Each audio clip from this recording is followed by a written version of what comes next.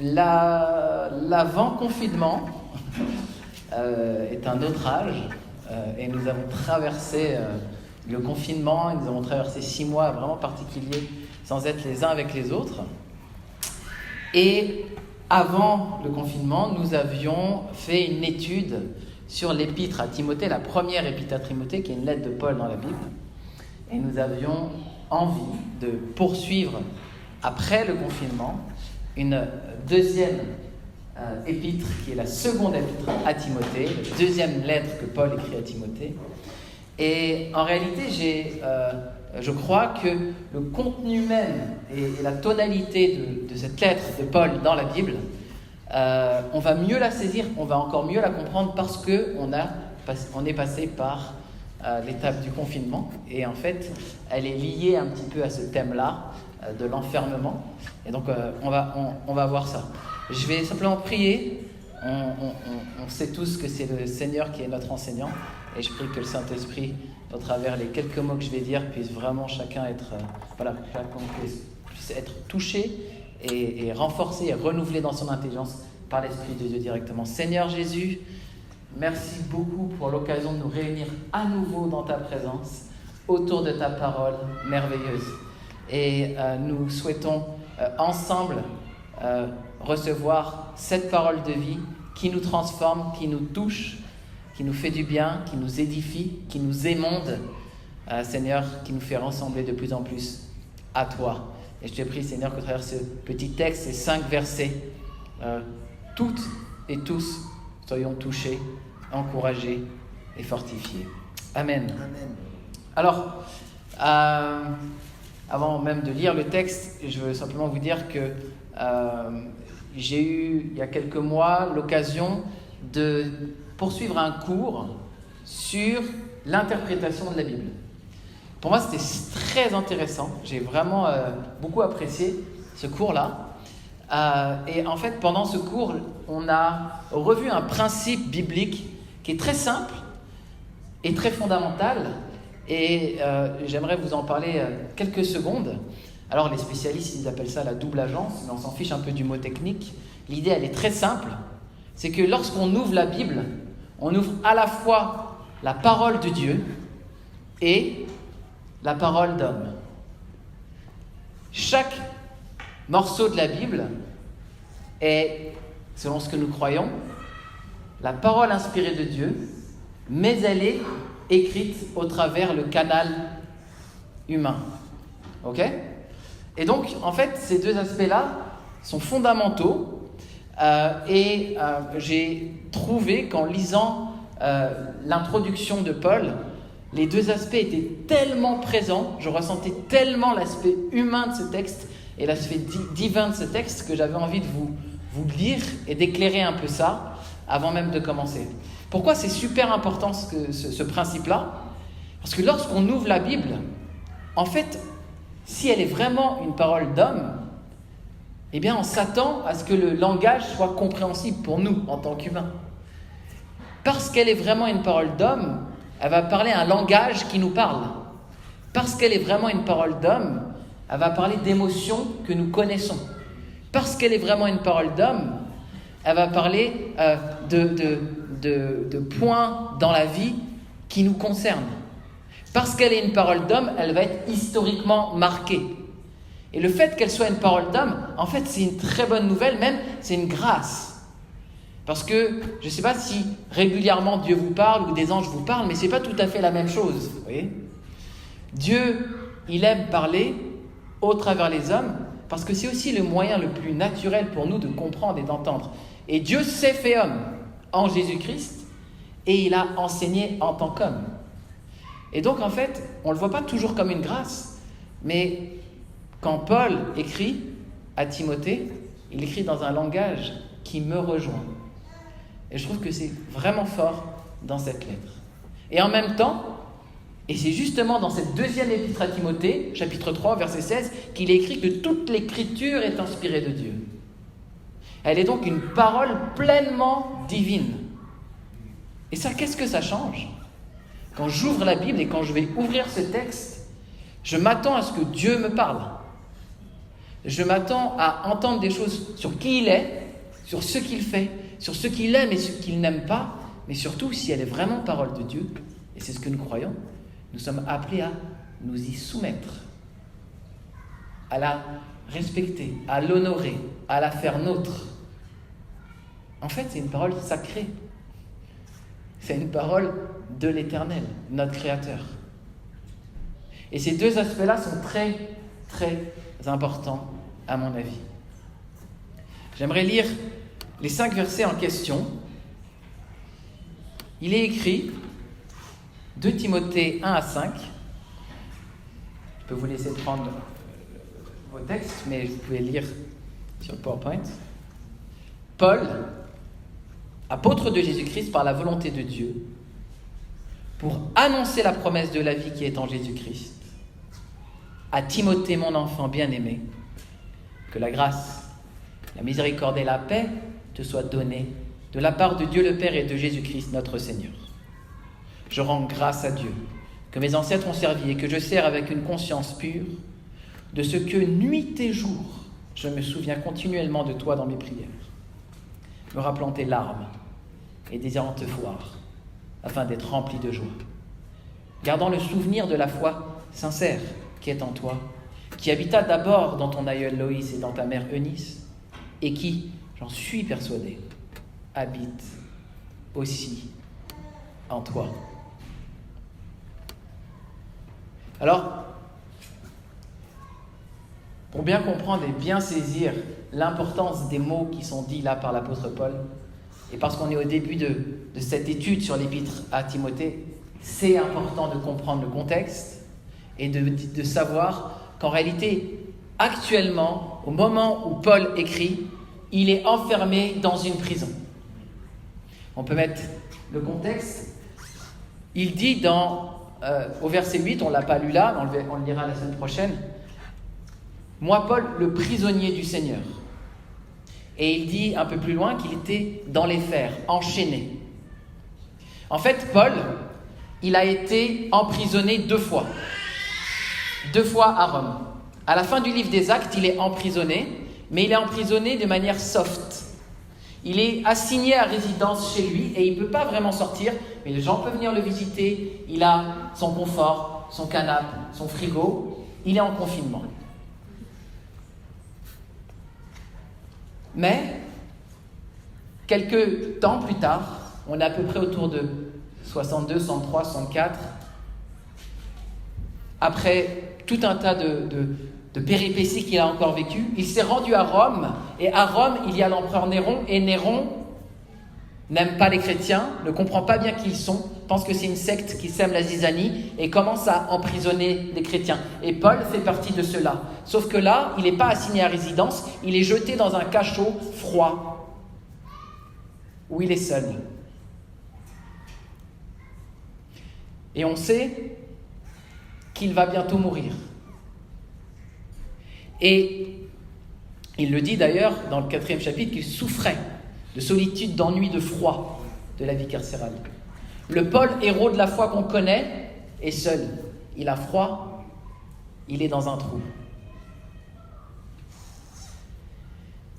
Et on sait aussi qu'il avait déjà passé une audience et qu'il savait qu'il allait être jugé et qu'il a la certitude qu'il va être condamné.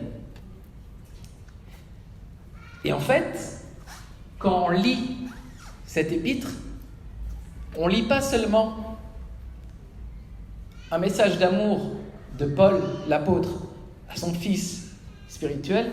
Excusez-moi, ça arrive de temps en temps. On lit son testament. Pardon. Ça arrive, c'est pas grave. Et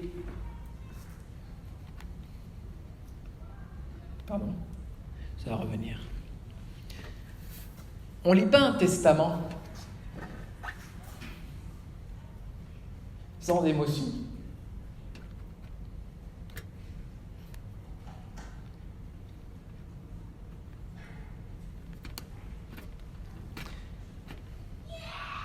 Voilà.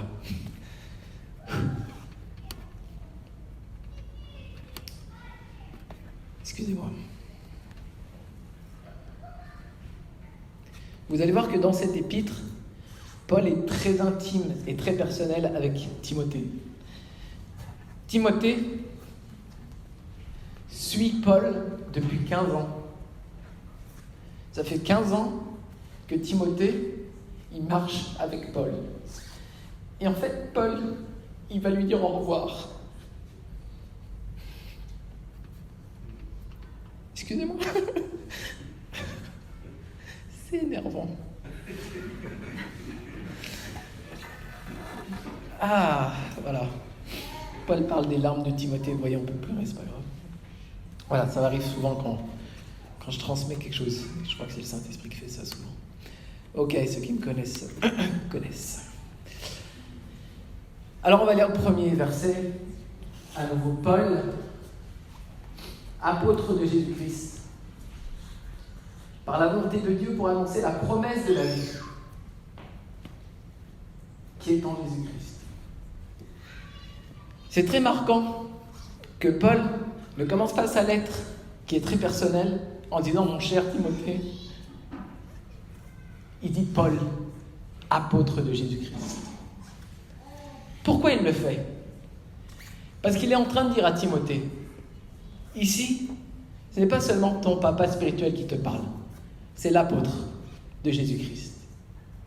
Cette parole est une parole d'autorité divine. Ce que j'écris dans cette lettre est une autorité pour toute l'Église. Et ce que je vais te dire, il va falloir que tu t'y soumettes. Paul dit qui il est.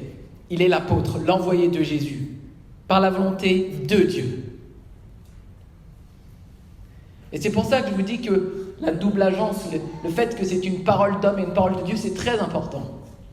Paul, quand il envoie son testament à Timothée, il l'envoie à toute l'Église.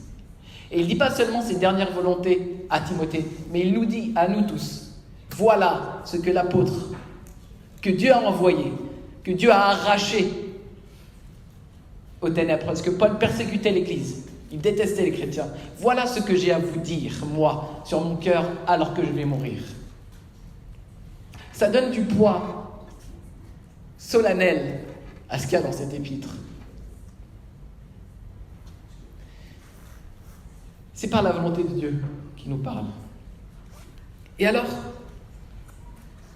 pourquoi est-ce que Paul a été fait apôtre de Jésus-Christ par la volonté de Dieu ? Pour annoncer la promesse de la vie qui est en Jésus-Christ. Paul, il est face à une promesse de mort, mais il est là pour nous annoncer la promesse de la vie. Il sait qu'il va passer à la décapitation, parce que c'était la sanction pour ceux qui avaient l'identité romaine, la citoyenneté romaine. Il savait que c'était ça. Et la tradition nous dit qu'effectivement, il va être décapité et il y aura Pierre qui va être crucifié la tête en bas. Voilà leur fin. Et en fait, il leur parle d'une promesse de vie. Et ce qui est magnifique, c'est qu'il dit où elle se trouve. La promesse de vie pour toi et pour moi, où elle est ? En Jésus-Christ. Elle n'est pas en lui. Et il faut que Timothée sache que ce n'est pas Paul dont il est question. Ce n'est pas Paul qui est détenteur de la vie. C'est Jésus, le Seigneur et le Sauveur. Il est en train de préparer Timothée. Non, tu n'es pas seul. Oui, je pars. Mais je te laisse la promesse de la vie qui est en Jésus-Christ. Et Christ a dit, ça c'est dans Matthieu 28, qu'il serait avec nous tous les jours jusqu'à la fin du monde. Et peut-être même dans notre vie, on a perdu un proche, un parent, un père spirituel, une mère spirituelle, un père, une mère pour de vrai. Et on se dit, mince, comment je vais continuer à vivre ? Paul dit, la promesse de vie en Jésus-Christ est pour toi. Et Jésus est là, avec toi, jusqu'à la fin. Tu n'es pas seul, et tu dois redécouvrir qu'il y a en Jésus toute chose parfaite. Cette promesse de vie, peut-être vous n'êtes pas chrétien, je ne sais pas. elle est la promesse centrale de l'Évangile. Dieu va juger le monde. C'est une parole qu'on ne veut plus entendre. Il va juger le monde. Et la question de l'enfer, et Georges disait ça récemment, intervient souvent dans la prédication de Jésus. Il ne nous cache pas qu'il y aura un temps de jugement et un temps de séparation entre ceux qui sont en Christ et ceux qui ne sont pas en Christ. Et la promesse de vie, c'est que si tu crois de tout ton cœur et tu confesses de ta bouche que Christ est ressuscité des morts, tu entreras dans la vie éternelle avec lui. Donc, c'est une bonne nouvelle. Et qu'est-ce qui suffit de notre côté? La foi, la confiance que son sacrifice est suffisant. Parce que lui, comme a dit Georges, comme il l'a souligné, a déjà dit sur la croix, alors qu'il mourait, tout est accompli. Tout est là pour entrer dans la promesse de la vie. Alors, dans le deuxième verset, maintenant, Paul va parler de manière plus spécifique à son fils Timothée. À Timothée, mon enfant bien-aimé, que la grâce, la miséricorde et la paix te soient données de la part de Dieu le Père et de Jésus-Christ, notre Seigneur.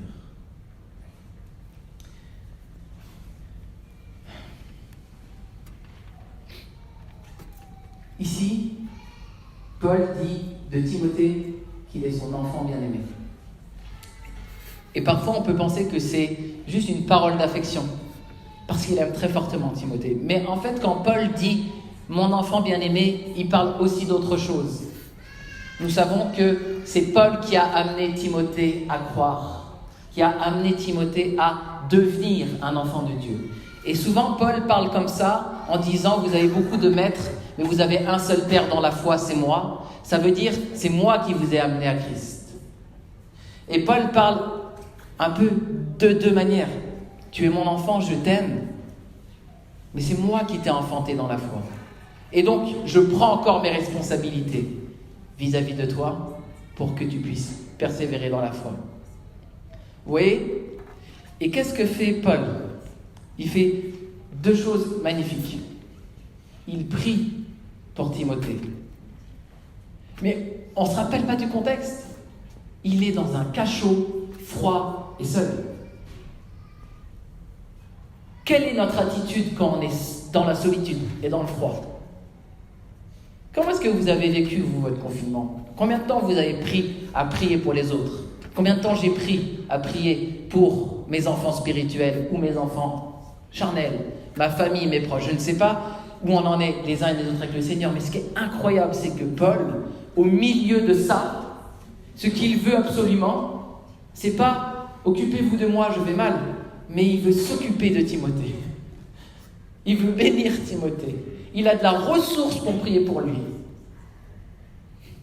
Waouh! Waouh! Et qu'est-ce qu'il demande pour Timothée? Premièrement, la grâce. La grâce, ensuite la miséricorde, ensuite la paix. C'est des mots qu'on entend toujours. Mais qu'est-ce que ça veut dire? La grâce, c'est l'inverse du jugement, d'accord? La miséricorde, c'est l'inverse de la colère. La paix, c'est l'inverse du trouble. Et Timothée, en fait, il va être, et il est déjà dans le trouble. Il sait, et il a quitté Paul avec larmes, il sait que son papa est parti, et il sait qu'il va devoir gérer les églises de Dieu sans l'apôtre, sans le grand Paul. Et en fait, dans la première épître à Timothée, on a vu que Timothée a déjà beaucoup de charges à porter. Il doit combattre les hérétiques qui troublaient l'église d'Éphèse. Responsabilité doctrinale. Il doit réordonner le culte, faire en sorte que ça se passe bien dans les réunions. Donc, de l'organisation, du discernement, du tact. Quelque part, une responsabilité pastorale. Il doit, alors qu'à ce moment-là, il a à peu près 35 ans, dans ces églises-là, discerner qui seront les futurs anciens pasteurs, les sélectionner, leur imposer les mains et les lancer dans les responsabilités qui seront les leurs. Lui, de là où il en est, il doit faire tout ça. Il doit aussi régler la question de l'assistance aux veuves. Donc les veuves, elles étaient maltraitées et les gens se chamaillaient, voire ça allait vraiment pas bien à cause de ça. Et il doit aussi régler ça. Et finalement, il doit transmettre le dépôt apostolique, c'est-à-dire la parole des apôtres. Il doit transmettre le vrai évangile, sans faille, sans erreur, à l'Église. Mais maintenant, il n'aura plus les lettres de Paul pour l'aider. Il n'aura plus ce compagnon de route avec qui il marchait depuis 15 ans. Timothée, il a fait les 2 grands voyages missionnaires, les 2 derniers grands voyages missionnaires avec Paul. Maintenant, c'est son tour.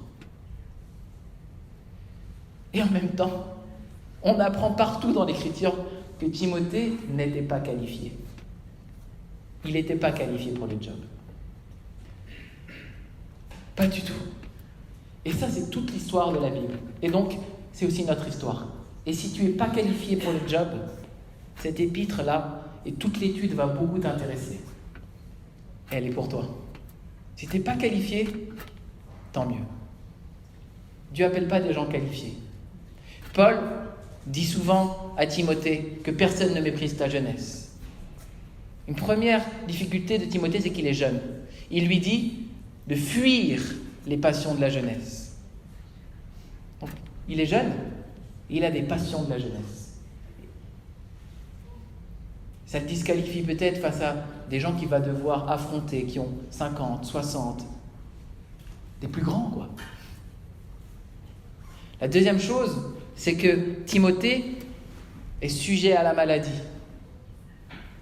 On découvre que Paul lui dit « Fais attention, bois un petit peu de vin pour ton estomac. » Et les spécialistes pensent que Timothée était d'une santé frêle.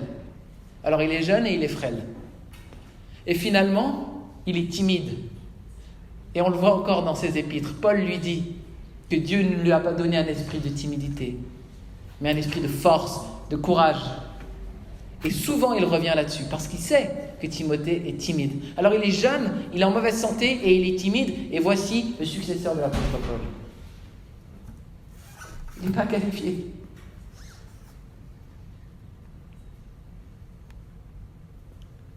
Est-ce que ça nous encourage, ou est-ce que ça nous décourage ? En fait, Paul sait dans son cœur que le plan de Dieu va se réaliser. Mais il ne va pas le voir. Qu'est-ce qui va se passer après sa mort ? Est-ce que Timothée, les quelques autres qu'il a formés vont vraiment propager le message de l'Évangile ? Est-ce que le monde saura vraiment qui est Jésus-Christ ? Est-ce que très rapidement, les faux docteurs vont envahir l'Église et les gens n'entendront pas le message du salut, la promesse de la vie ? Toutes ces choses-là qui sont en question.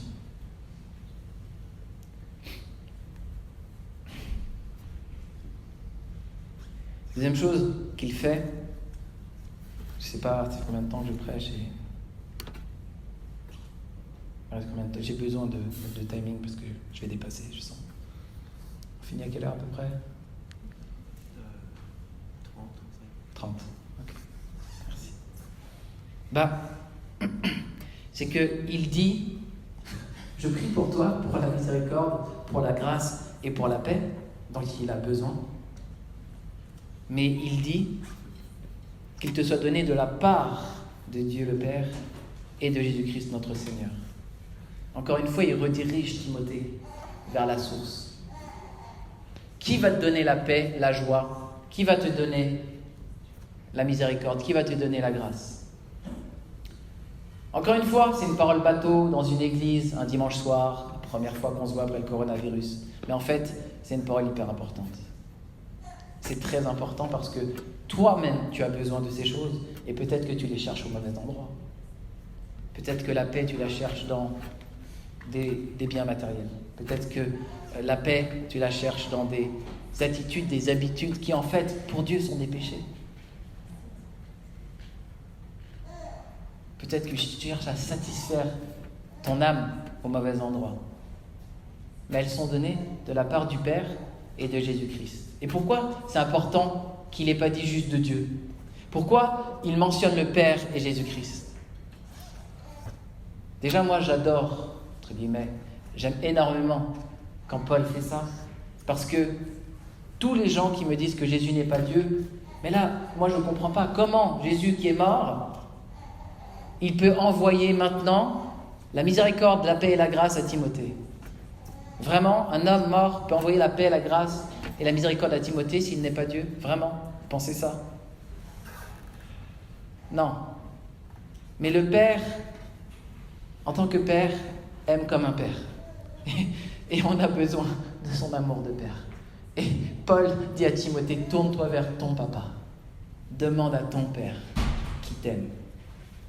Mais le Fils, il nous aime aussi comme celui qui a connu les épreuves. Le Fils, il nous aime comme celui qui a marché dans l'incarnation et qui est allé à la croix et qui a souffert. Et Timothée est en train de souffrir. Et Timothée va passer par des tribulations. Et il peut demander au Fils, de manière particulière, la paix. Et Jésus l'avait dit, je donne la paix. Je ne la donne pas comme le monde la donne. Il est celui qui donne la paix d'une manière particulière dans les tribulations. Et ce soir, peut-être tu vas rentrer chez toi et tu vas avoir besoin de l'amour du Père et de demander au Père, Seigneur, j'ai besoin de ta miséricorde, besoin de ta grâce. Et tu auras aussi peut-être besoin de parler au Fils de Dieu et de dire, voilà, tu connais mes douleurs, tu connais mes tribulations, j'ai besoin de la paix. Parce que toi, au-delà de l'épreuve, tu es entré dans la paix. Amen. Amen. Troisième verset, Paul, en fait, est un serviteur à genoux pour son Fils. Il dit, je rends grâce à Dieu que mes ancêtres ont servi et que je sers avec une conscience pure, de ce que nuit et jour je me souvienne continuellement de toi dans mes prières. Paul est vraiment un exemple pour nous parce que continuellement, jour et nuit, alors que lui-même va mal, il est en prière pour Timothée. Est-ce que nous prenons du temps en prière pour ceux que nous aimons, pour nos proches, pour ceux que nous voyons en difficulté? Ce n'est pas des paroles d'accusation, c'est des réels questionnements. Est-ce qu'on prend ce temps-là? Je ne sais pas. Et de manière assez intéressante, je pense qu'il y a plein de choses que je ne comprends pas encore dans ce texte, mais il dit, je rends grâce à Dieu que mes ancêtres ont servi et que je sers. Il est en train de dire, je fais partie d'un héritage. Et je veux être des mêmes héros de la foi que ceux qui ont été mes ancêtres. Et on va voir juste après qu'il va repropulser Timothée, lui aussi, dans son héritage. Mais ce que je comprends, c'est que dans ce texte, Dieu nous apprend que Paul fait partie d'une longue lignée de personnes qui ont tenu dans la prière, qui ont continué à rester à genoux dans la prière, jour et nuit. Et donc, je suis invité, moi, nous tous, on est invités à faire partie de ces héros-là aussi, persévérer dans la prière. Et peut-être ce qui me met le plus au défi, c'est le fait qu'ils disent qu'il le fait avec une conscience pure. Je me demande, moi, si quelques minutes, les quelques heures, les quelques semaines avant ma mort, je pourrais dire que je regarde Dieu une conscience pure. Et ça me met au défi, incroyablement. Est-ce que j'ai une conscience pure devant le Seigneur? Est-ce que ma repentance est totale, sincère? Est-ce que je sers avec des mains propres, entre guillemets? Est-ce que je joue double jeu? Est-ce que je suis un hypocrite devant Dieu? Ou est-ce que ma conscience est pure? C'est défiant. Je ne vais pas aller trop loin, mais le 4e verset, il est vraiment touchant. Paul dit, me rappelant tes larmes et désirant te voir afin d'être rempli de joie. Et là, je vois, moi en tout cas, l'aspect humain de Paul et de Timothée, qui ressort fortement. Quand Jésus a vu que Lazare était mort et qu'il est arrivé au tombeau, il est dit que Jésus pleura. C'est très intéressant parce qu'il y a 2 fois la scène, une fois avec Marthe et une fois avec Marie, qui étaient les sœurs de Lazare. Et la première ou la deuxième, peu importe, Jésus ne dit rien en fait, Jésus pleura. Parce que cette fille-là, elle court vers le Seigneur et elle lui dit, si seulement tu avais été là, mon frère ne serait pas mort. Et voyant la compassion, voyant l'émotion de cette sœur, il se met à pleurer. Il pleura. Et il est écrit après que les gens, les Juifs, je crois, se dirent qu'ils l'aimaient, que Jésus aimait tellement Lazare. Et c'est pour ça qu'il pleure. Et je trouve qu'on voit vraiment la partie humaine de Jésus à ce moment-là. Mais quand l'autre sœur arrive, elle lui dit exactement la même chose. Elle lui dit, si tu avais été là, mon frère ne serait pas mort. Et là, on voit l'aspect divin de Jésus. Il dit, je suis la résurrection et la vie. Et il va au tombeau et il dit à Lazare, sors! Et Lazare sort. Et les deux sont très importants. Mais là, on est plus en contact de l'humanité de Paul et de Timothée. Et en fait, c'est des bonnes choses. En fait, pleurer, c'est une bonne chose. Bon, c'est pas pour me justifier, mais pleurer, c'est une bonne chose. C'est qu'on a pris la conscience des choses. La mort fait pleurer. Et le fait que Timothée pleure, certains interprètent qu'il était un peu faiblard. Non, je crois qu'il a conscience que la mort c'est grave et que son papa spirituel va à la mort. Et d'un autre côté, Paul lui parle qu'il désire ardemment le voir pour être dans la joie. Et là, on est dans le domaine de l'émotion. Il y en a un qui pleure, un autre qui désire le voir pour être rempli de joie. En fait, ils se manquent et ils vont se manquer. Il aimerait tellement le revoir. Et je pense que ça nous apprend, ça nous enseigne. En tout cas, ça met le focus sur quelque chose de très important, c'est qu'en fait, on a des proches, nous tous. Et que ces proches, peut-être qu'on ne prend pas assez conscience que tant qu'ils sont là, il faut en profiter. Que tant qu'ils sont là, il faut vraiment saisir les instants et les moments précieux. Je crois que Timothée et Paul ont passé des moments précieux et dans le service du Seigneur.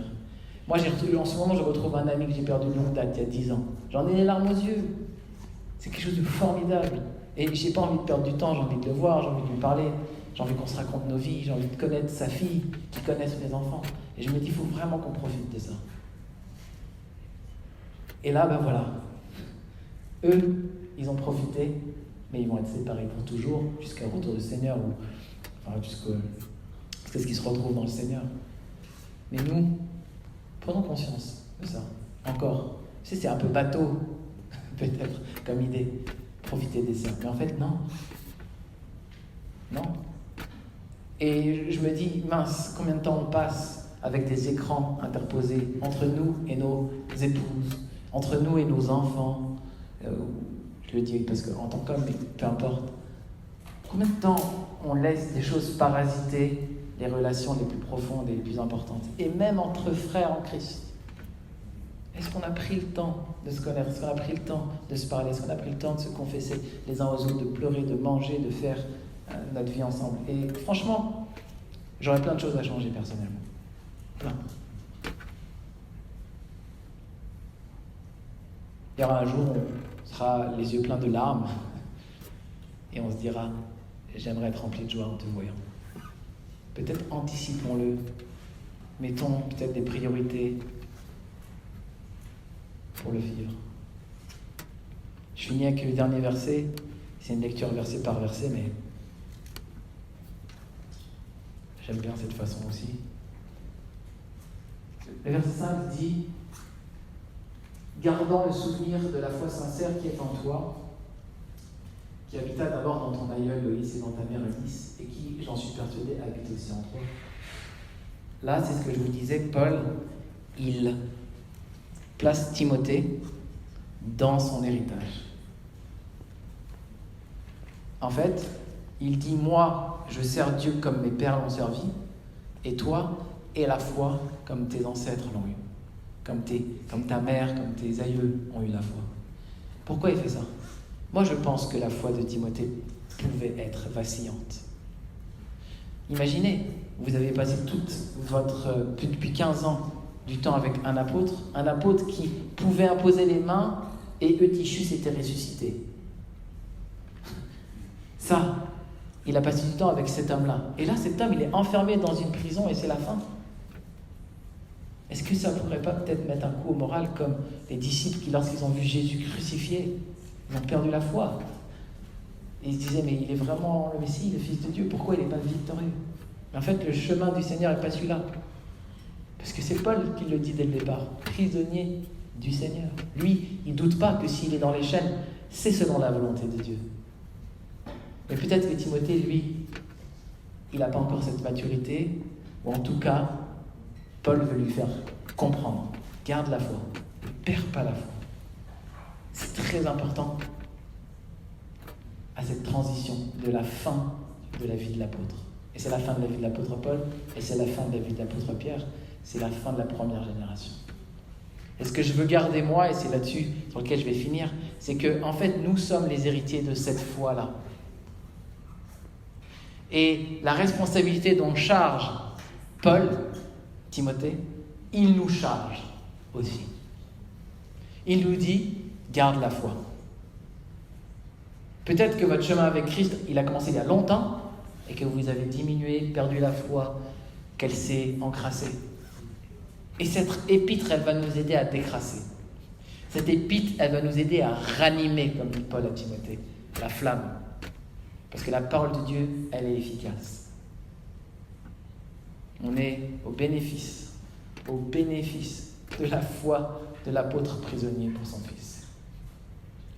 Donc on va prier pour que nous soyons de bons héritiers de la foi et que nous vous regardions, nous, vers l'avenir. Dans notre génération, il y a des choses à faire. Peut-être que Jésus revient demain, mais peut-être qu'il revient dans 100 ans, et peut-être qu'il revient dans 1000 ans. Moi, je ne sais pas. Enfin, j'ai des avis, mais je peux vous le dire tout de suite. En tout cas, on a des choses à vivre avec le Seigneur. Et regardons devant, par la foi. On va prier là-dessus. Amen. Seigneur Jésus, merci pour encore une fois cette épître à Timothée. Paul est plein de foi. Il est impressionnant de fidélité dans sa prison. Ça s'est passé il y a 2000 ans. Et nous croyons que c'est un événement historique, que cette lettre est un document de l'histoire du christianisme primitif. Mais Seigneur, nous croyons que tu es derrière tous ces mots, que tu as inspiré Paul pour nous toucher, pour toucher toutes les générations de chrétiens, mais aussi pour nous toucher, nous, LDN, à Lyon, en 2020. Et je prie que la semence de la foi qui est dans ceux et celles qui sont là, dans ce bâtiment, puisse être enflammée, embrasée, renouvelée, restaurée. Et Seigneur, que tu fais augmenter notre confiance en toi. Fais augmenter notre confiance en toi. Seigneur, nous voulons courir la course jusqu'au bout comme Paul, sans jamais nous relâcher. Et en nous perfectionnant de gloire en gloire, jusqu'à pouvoir être devant toi la conscience pure. Jusqu'à pouvoir être devant toi à genoux pour ceux qui seront là après nous. Seigneur, aide-nous à prendre au sérieux tout ce qui est dans cette épître. Aide-nous à prendre au sérieux tout ce que tu dis à Timothée, à nous approprier les vérités qui sont dedans. Et Seigneur, merci pour la promesse de la vie qui est en toi, Jésus-Christ. Amen. Nous sommes tellement heureux de savoir que tu as réglé la question de mon salut, de mon pardon.